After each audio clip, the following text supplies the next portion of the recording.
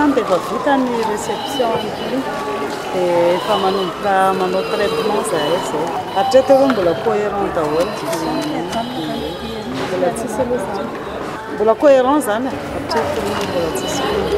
Ny taona 3 zany a nanomboka tamin'ny 7 voray pli dia nanomboka nandray ny ankizy a dia jusqu'à 5h30 du matin nandray pli.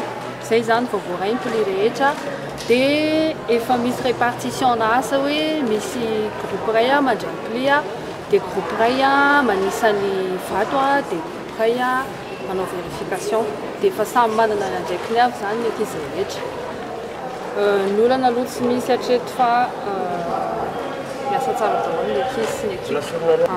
En principe 5 andro no omeny lalàna anay a hanatanterahana ny asa fa rehefa mailamailaka ny ankizy a moa efa zatra raha daholo izy a dia eo amin'ny 3 andro eo.